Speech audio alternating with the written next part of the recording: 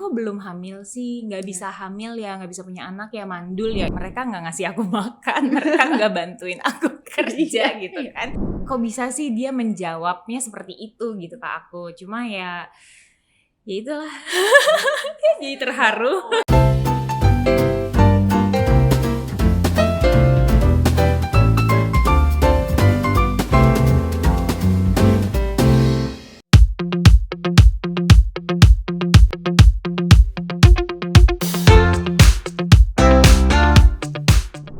Halo moms, dads, dan geng sehat. Ketemu lagi di Ngoprek, ngobrol habis praktek di channel YouTube Gue Sehat.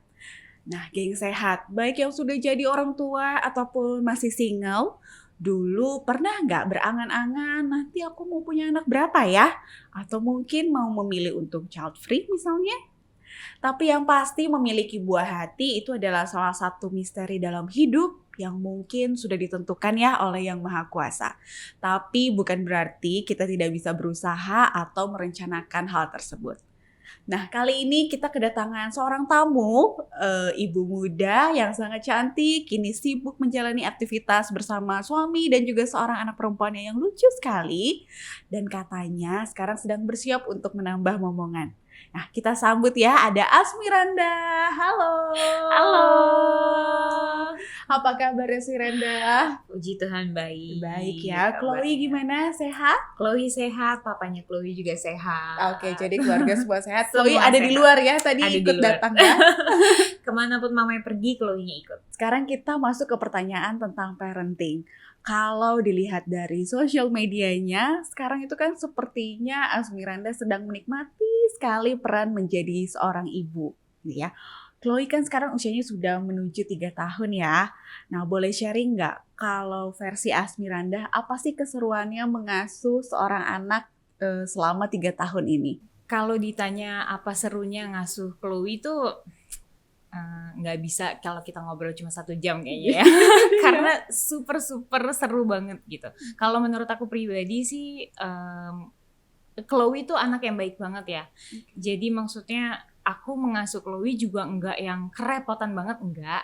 Tapi aku bener-bener menikmati menjadi ibu gitu. Tapi kayak menjadi ibu sekaligus teman mainnya dia gitu. Jadi aku berusaha gimana caranya aku juga ada untuk dia sebagai ibu, tapi aku juga ada untuk dia sebagai teman. Oke. Gitu sih. Jadi buat aku sih seru banget sih. Oke. Ya tadi benar-benar menikmatinya, memang dari lubuk hati terdalam memang menikmati gitu ya. Iya sih. Karena kayak kadang-kadang tuh Chloe itu gimana ya, mungkin karena dari kecil banget terus ngajak mainnya ya aku gitu kan. Maksudnya kan udah gitu kita tuh pada saat Chloe lahir kan pandemi kan, jadi kayak nggak bisa keluar, nggak bisa bawa Chloe ke playground, nggak bisa bawa Chloe ke maksudnya tuh ke tempat-tempat yang rame gitu. Jadi bener-bener yang ya udah cuma ada mamahnya, cuma ada papahnya, cuma ada orang-orang di rumah, oma, opa gitu aja yang dia kenal ya itu aja. Atau memang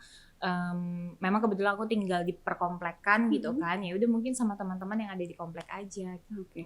Jadi dari keadaan yang mungkin tidak menyenangkan ya dulu kita di masa pandemi, tapi justru jadi menimbulkan insight-insight dan skill-skill baru dari Anda sebagai seorang ibu gitu ya. Iya, jadi benar-benar yang aku harus kalau buat aku pribadi sih aku harus sekreatif mungkin menjadi ibu gitu kan. Kayak misalnya nggak perlu beli mainan yang banyak, tapi kita bisa menggunakan apapun yang ada di rumah itu menjadi mainan buat anak gitu.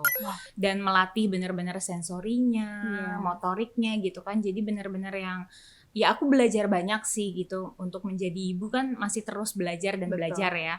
Kayaknya sampai anak dewasa juga kayaknya kita masih tetap belajar gitu. Jadi ya aku belajar banyak juga dan tidak malu bertanya sama dokter gitu, untuk terus bertanya apa yang harus aku lakukan biar anak tuh misalnya bisa cepat melakukan ya misalnya mungkin bicara atau mungkin dia cuma aku pengen Chloe bisa ngambil hal yang kecil banget tuh gimana sih caranya dokter gitu-gitu. Jadi tidak malu bertanya sama dokter dan aku mempraktekkan itu sama Chloe gitu. Oke. Wah ini hal menarik ya. Kalau kita sebagai seorang ibu memang prosesnya belajar terus dan paling penting justru nggak malu bertanya gitu ya. Betul. Dan ternyata stimulasi bisa ada apa aja dari yang ada di rumah dan aktivitas sehari-hari itu bisa jadi proses aktivitas buat Chloe juga Betul, ya. makanya kayak misalnya aku yang hobi masak gitu kan, Ya. jadi aku selalu ngajak Chloe untuk melakukan aktivitas yang aku lakukan gitu. Betul. Jadi kayak misalnya mengadon kue gitu kan, itu kan ada tepungnya, dia juga Iya. bisa megang, bisa Ya. main yang mungkin menurut dia mainan, tapi buat kita itu walaupun makanan, tapi kan kita semuanya juga tangannya bersih, dicuci dulu gitu Iya. kan. Dan dia tuh ngerasa ini mainan gitu, padahal ini kue yang nantinya bisa dimakan sama dia Iya. gitu. Dan itu juga termasuk bermain sensori Betul, kan ya. sensori juga. Dan ya malah dia jadi tahu proses ya. Benar. Proses makanan dari awalnya cuma tepung dan berbagai bahan-bahan lainnya sampai akhirnya jadi suatu makanan, itu kan juga suatu stimulasi ya. Oke. Nah, tapi kan kalau dari tadi Anda bilang menyenangkan deh, Chloe itu anaknya baik gitu ya. Nyaman banget jadi ibunya Chloe. Tapi kalau diinget-inget hampir 3 tahun menjadi seorang ibu, tantangan yang paling besar yang ternyata ini ya tantangannya jadi seorang ibu, ada nggak dari Asmiranda? Kalau dibilang sih sebenarnya tantangannya udah pasti ada ya. Ya. Cuma kalau selama aku mengasuh Chloe, kalau dibilang berat banget, aku bisa bilang nggak berat. Karena Chloe itu sangat-sangat menyenangkan gitu. Emosinya stabil dan aku juga belajar untuk bagaimana caranya aku menjaga emosi aku. Bukan cuma aku ya, tapi papahnya juga. Jadi kita sebagai orang tua, anak itu bisa merasakan emosi orang tuanya. Itu yang aku pelajari. Jadi pada saat aku sedih, anak tahu mamah lagi sedih nih, apa yang harus dia lakukan. Atau mamanya lagi marah, anak juga tahu gitu. Atau mamanya lagi kesel, anak juga tahu, bisa merasakan emosi orang tua. Jadi yang sulit buat aku, tantangan buat aku adalah bagaimana aku menstabilkan emosi aku sendiri gitu sebagai orang tua. Pasti kan kita nggak menutup kemungkinan kadang-kadang kalau orang tua kan pasti ada waktunya, ada perdebatan di dalamnya, dan anak jangan sampai bisa merasakan perdebatan orang tua misalnya gitu. Gimana caranya kita mengatur emosi kita, dan itu buat aku tantangan sih, karena gimana caranya jangan sampai emosi yang aku ciptakan ke Chloe jadi negatif. Jadi untuk mencari emosi yang positif itu menurut aku tantangan. Dan perkataan itu ya, jadi kadang-kadang ya mungkin pilih kata iya benar, karena kan Chloe tuh memang nice, tapi kan ada saatnya dia yang super aktif, yang tiba-tiba kita tuh pengen banget ngomong bandel banget sih misalnya gitu ya. Itu pasti, tapi aku tuh sangat-sangat bersyukur, puji Tuhan banget, kata-kata itu tidak pernah keluar dari mulut aku. Aku selalu ganti, Kak, mama gregetan banget sama kakak. Misalnya aku bilang gitu. Sorry Kak, Chloe maunya dipanggil kakak. Karena waktu itu Chloe sempat mau punya adik, cuma gak jadi kan. Jadi dia udah sempat menganggap dirinya kakak. Jadi dia kalau dipanggil tuh kakak.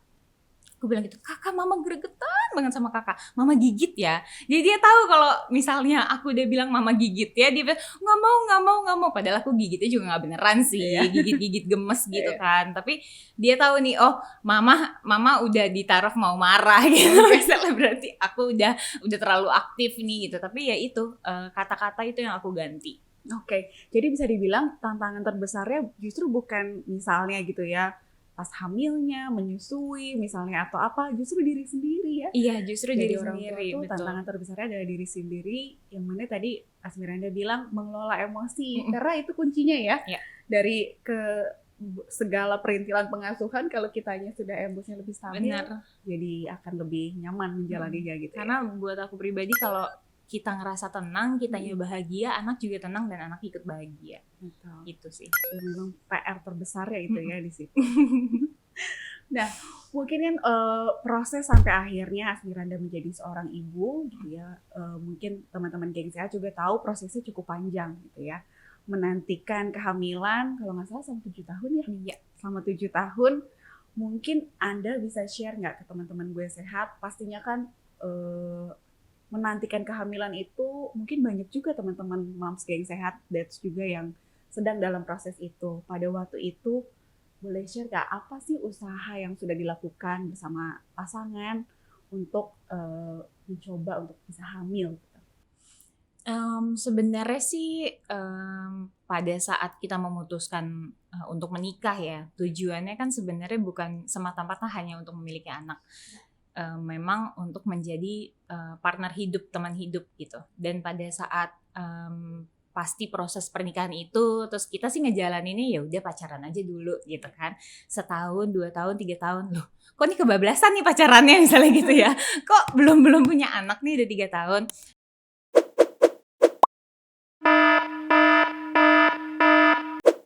Baru akhirnya kita konsultasi ke dokter, tapi dokter juga bilang nggak ada masalah apa-apa.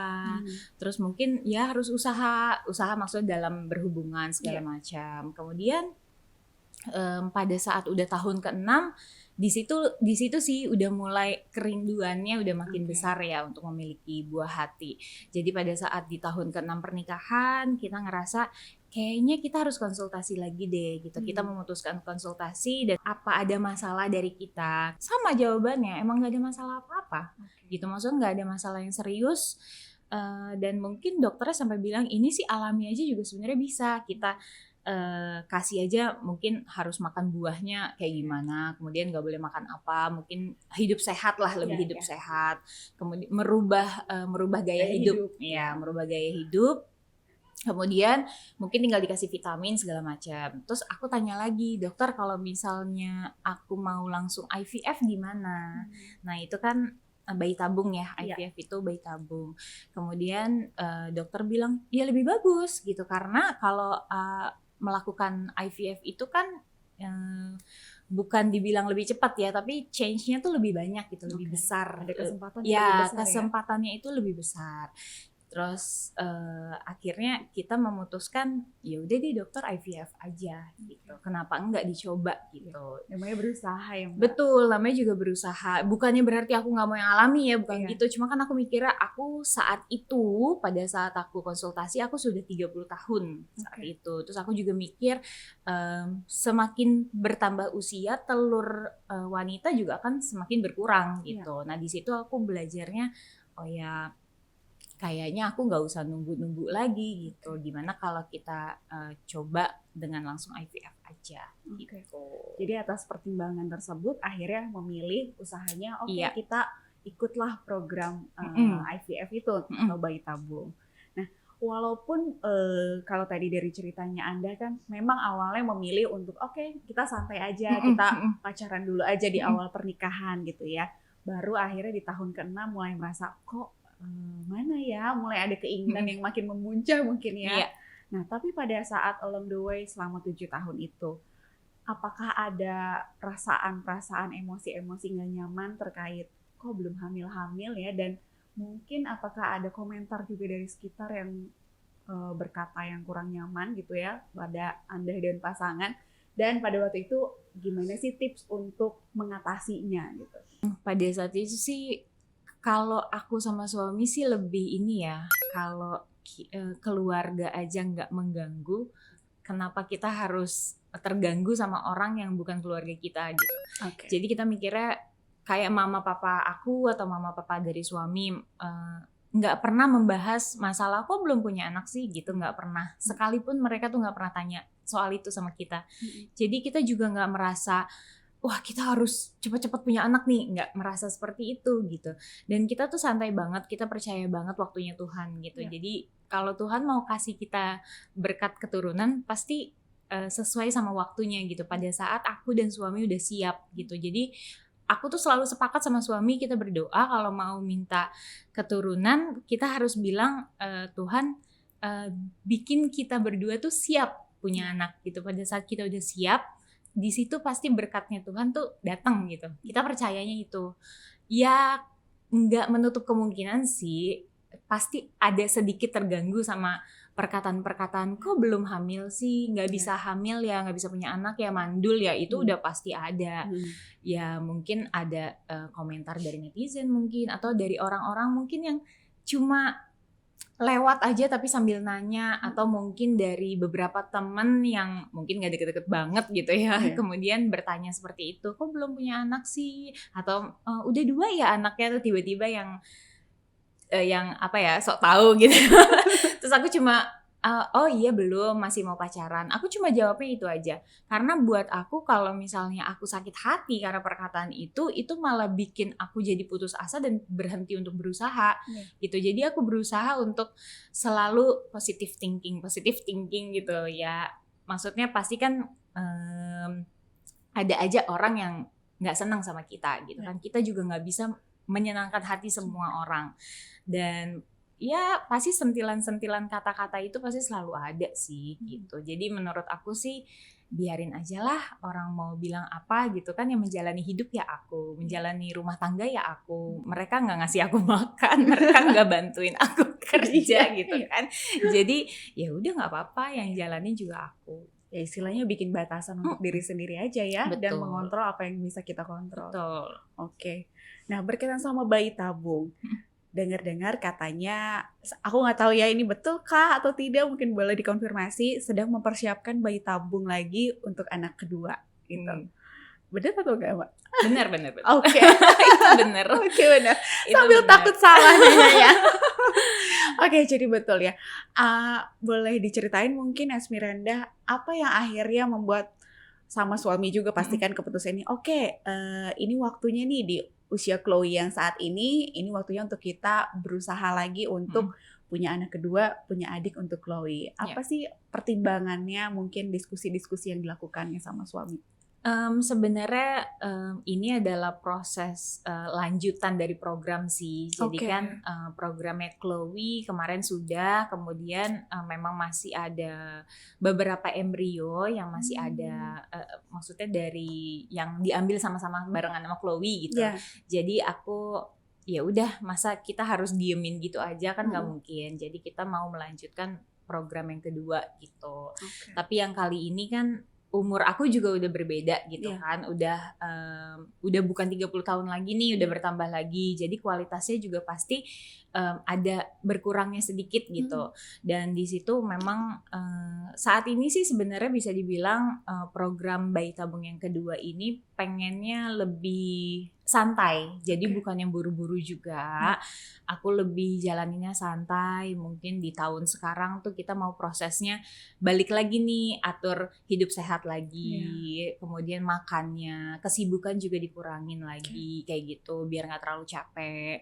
Dan ini bukan cuma untuk istri aja, suami juga gitu. Mungkin kalau suami kayak sekarang kan masih syuting, tapi gimana caranya dia nggak terlalu capek banget sama kerjaannya gitu. Jadi ya itu sih yang lagi kita jalanin sebenarnya, sama menata makanan gitu. Apa yang dikonsumsi, kemudian mengurangi konsumsi kafein dan segala macam, yang padahal ternyata pada saat aku habis ngelahirin Chloe tuh pengennya ngopi terus gitu. Jadi sekarang aku bener-bener harus stop itu gitu. Itu sih menurut aku ya namanya berusaha ya. Pasti ada perjuangannya, pasti ada yang harus dikorbankan. Jadi aku harus mencoba untuk menjalani hidup sehat lagi. Jadi persiapannya sebuah notes ya. Persiapannya bukan dari sisi ibunya aja, tapi ayahnya juga ya. Jadi suami istri memang sama-sama lah untuk menjaga tadi ya. Salah satu persiapannya adalah fisik kesehatan. Nah kalau itu kan dari segi Asmiranda sebagai ibu gitu ya. Persiapan ke Chloe-nya, kan Chloe kan anak pertama, mungkin akan menjadi kakak. Udah mulai kah di sounding, apalagi tadi katanya udah sempat disebutnya sekarang dipanggilnya sudah kakak gitu ya. Kalau Chloe sih sebenarnya kelihatannya sudah siap jadi kakak ya, karena memang Chloe sendiri yang minta, mama kakak mau punya adik. Terus kakak mau punya adik berapa? 2. Oh 2. Cewek apa cowok? Cewek cowok. Dia selalu bilang gitu. Ya amin ya Chloe. Pokoknya Chloe harus doain mama. Iya. Kakak Chloe harus doain mama yang kenceng ya, biar Tuhan denger katanya. Udah, dia selalu bilang kayak gitu. Kadang-kadang tuh bikin terharu gitu kalau ngelihat Chloe tuh, kok bisa sih dia menjawabnya seperti itu gitu ke aku. Cuma ya itulah. Pasti itu juga mencontoh ya. Biasanya kan anak mungkin itu juga mencontoh karena Anda kan mungkin selalu mengkaitkannya dengan value agama yang ada di keluarga gitu ya. Kalau ada keinginan berdoa misalnya gitu ya. Jadi pun ya Chloe ya mungkin bisa dibilang 100% mungkin itu juga meniru dari apa yang mama dan papanya berikan gitu ya. Jadi terharu ya. Iya, jadi terharu. Oke. Kalau tadi kita bicara tentang keluarga, dan tadi kan Anda juga bilang kalau suami masih syuting. Nah, kelihatannya kan kalau Asmiranda sekarang sibuk dengan kehidupan bersama Chloe gitu ya, di rumah menikmati. Ada nggak sih rasa-rasa rindu main film, sinetron mungkin? Kalau dibilang rindu kangen sih pasti kangen ya. Oke. Karena kan kayaknya emang itu sebagian hidup aku dulu sebelum menjadi ibu kan memang itu pekerjaannya gitu kan. Bisa dibilang berapa tahun? Lebih dari 20 tahun lah aku di dunia peran gitu. Dan memang selama ini kalau dibilang kangen ya kangen. Cuma memang kan aku pada saat sudah menjadi ibu, perannya bertambah gitu kan. Aku tetap menjadi seorang istri, harus menjadi ibu juga, harus mengatur rumah tangga juga gitu kan. Dan di sini aku harus membelah diri nih gitu kan. Terus kalau misalnya aku mengikuti perasaan si kangennya ini gitu, aku pengen syuting aja deh gitu. Terus nanti siapa yang ngurusin anak aku, siapa yang ngurusin suamiku, siapa yang ngurusin rumah tangga, seisi rumah gitu. Jadi aku harus memilih nanti deh begitu Chloe benar-benar udah mungkin lebih besar, kalau Chloe memang udah siap, bisa ditinggal sama mamahnya mungkin di situ. Tapi aku juga belum tahu sih gitu. Jadi aku ya kangen sih kangen, tapi kan mungkin bisa diobati dengan syuting iklan. Iya kan? Itu kan juga syuting gitu. Jadi hal-hal kayak gitu aja sih. Jadi ini perkara memilih prioritas dulu ya untuk saat ini gitu. Nah, kalau hubungan dengan suami juga kan sudah berjalan pernikahan 10 tahun ya.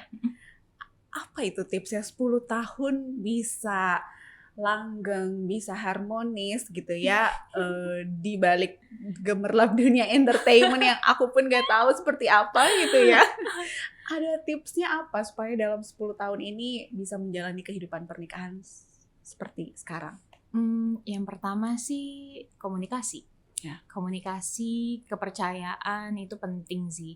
Dan menurut aku selama ini komunikasi aku sama suami cukup baik. Rasa percaya, kalau komunikasinya baik, kepercayaan juga tumbuh akan makin kuat gitu. Dan kalau misalnya memang selama ini kan kalau aku sama suami itu selalu berpikirnya gini, kan suami adalah kepala rumah tangga. Jadi suami bekerja, aku ada di rumah. Kalau dulu waktu belum ada anak, kita bisa sama-sama kerja bareng gitu. Tapi pengennya bareng-bareng biar kita sama-sama bisa ketemu.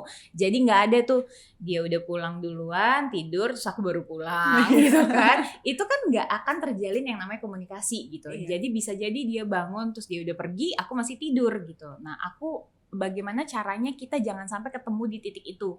Gitu. Makanya kenapa aku memilih suamiku tetap syuting, dia bisa kerja, aku tetap ada di rumah bersama anak-anak, ngurus rumah segala macam.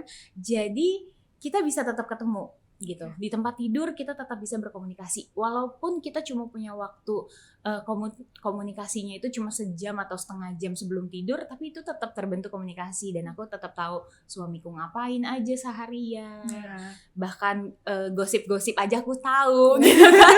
Karena maksudnya suami itu cerita apa aja gitu. Itu sih yang penting buat aku ya, komunikasi. Jadi disitulah kepercayaannya ya makin kuat gitu. Jadi selama ini sih itu yang aku jalanin sama suami ya.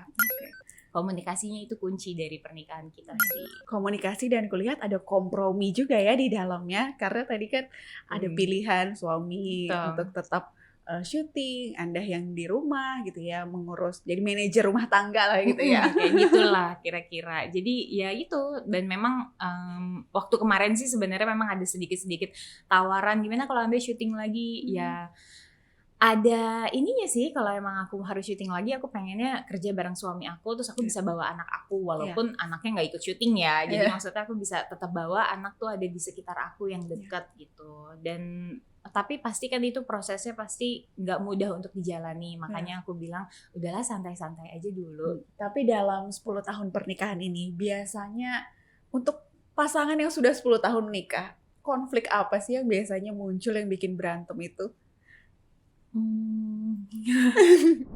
Jadi nama Chloe itu udah kita sebut 3 tahun selama kita berdoa. Ini adalah pertanyaan tersulit yang tidak bisa aku jawab. Tiba-tiba dia ngeliat apa, wah, gitu. Terus dia diam, wah.